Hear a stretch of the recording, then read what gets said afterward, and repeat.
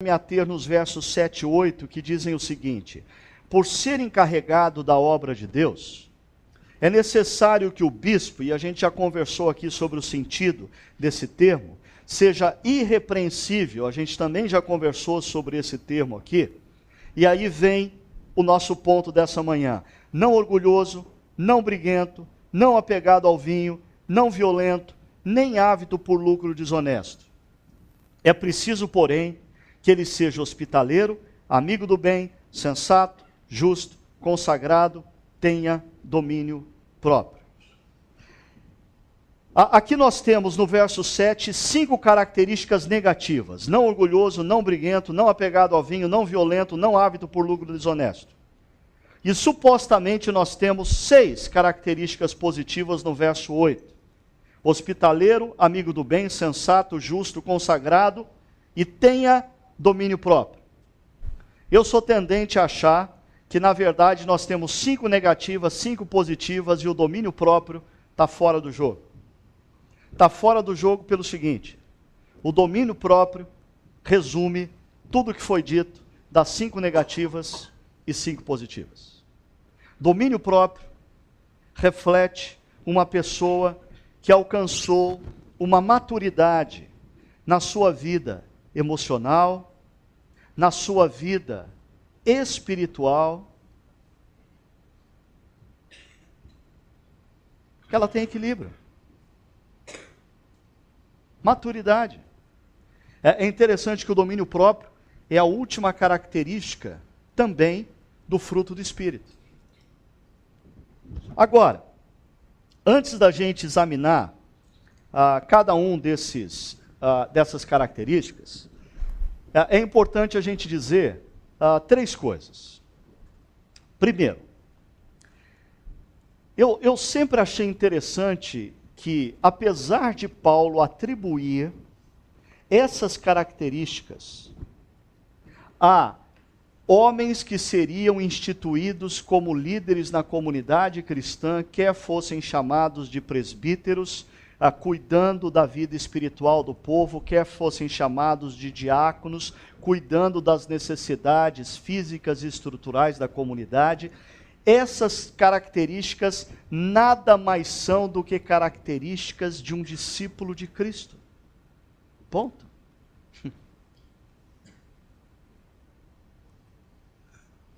O discípulo de Cristo, genuíno, autêntico, comprometido em se deixar transformar pelo poder do Evangelho, deve ver essas características aflorando em sua vida, na medida em que ele caminha com Cristo.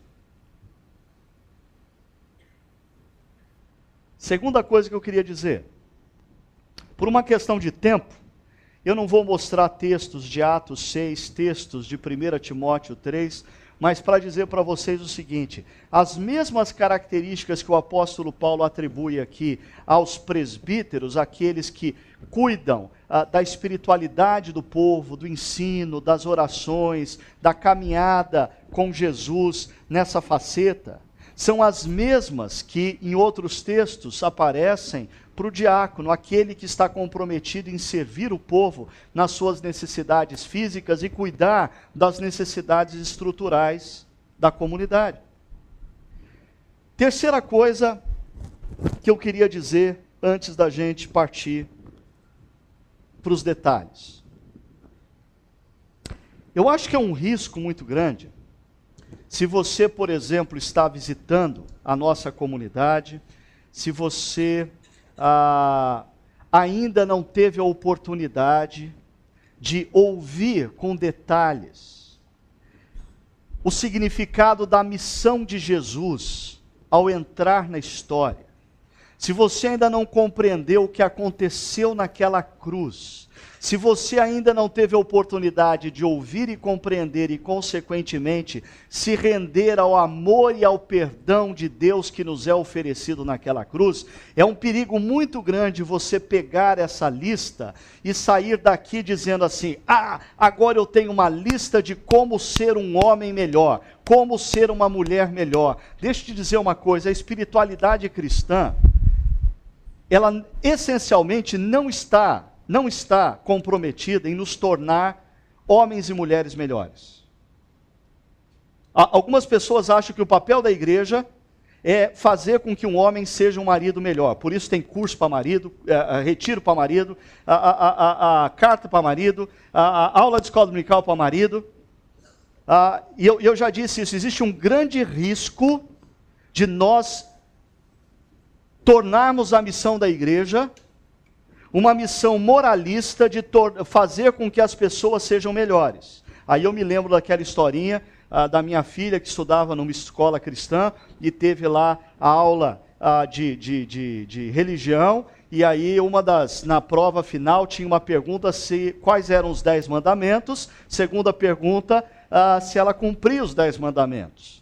Primeira pergunta, ela respondeu direitinho, quais são os 10 mandamentos. Segunda pergunta, se ela cumpria os 10 mandamentos, ela respondeu assim: eu cumpro 9. Um deles eu não consigo cumprir porque a minha igreja não tem culto aos sábados.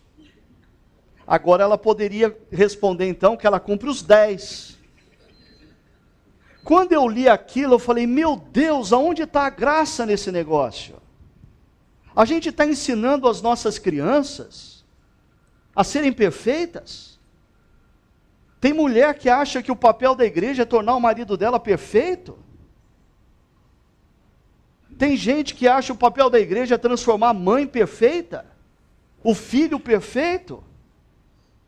O papel da comunidade cristã, quando abre a palavra de Deus, em primeiro lugar, é nos convencer de que nós não somos perfeitos. Em segundo lugar, que nós não vamos dar conta de nos tornar perfeitos. Em terceiro lugar, por isso Deus Jesus entrou na história para morrer naquela cruz, porque eu não sou perfeito, você não é perfeito, mas Ele foi perfeito e assumiu sobre Ele a morte que era minha e sua.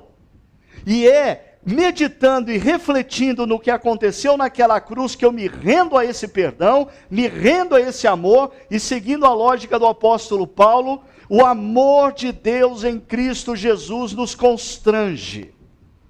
A transformação na caminhada cristã se dá na medida em que a gente reflete e se rende ao que aconteceu na cruz.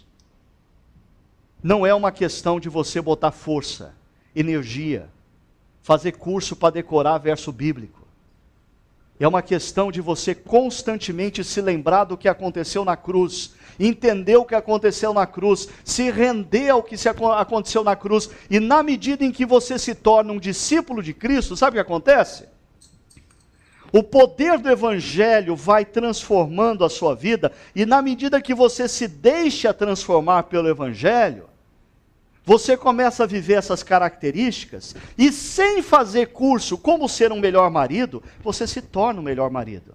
Sem fazer curso como ser um melhor filho, você se torna um melhor filho. Sem fazer aula de escola dominical como ser uma boa mãe, você se torna uma mãe melhor. Sem fazer retiro, como ser um empresário cristão, se você se rendeu à cruz, se você reflete constantemente no amor de Deus na cruz, se você está engajado na transformação que o Evangelho faz na sua vida, e você se deixa transformar pelo Evangelho, essas características do discípulo de Cristo vão fazer de você um empresário melhor. Por isso, abrindo um parênteses aqui, que já está aberto, né? Eu quero reafirmar, eu creio numa igreja simples. Eu creio numa igreja que não precisa ter inúmeros departamentos, inúmeros ministérios para cuidar de ensinar gente a ser especificamente qualquer coisa na sociedade, porque se a gente conseguir ensinar as pessoas a entenderem o que aconteceu na cruz e se deixarem transformar pelo Evangelho e se tornarem discípulos de Jesus, elas vão se tornar, sim, melhores filhos, melhores pais, melhores mães, melhores maridos, melhores esposas, melhores empregados, melhores funcionários. E a glória não vai ser do curso, da aula, a glória vai ser de Deus. O poder do Evangelho.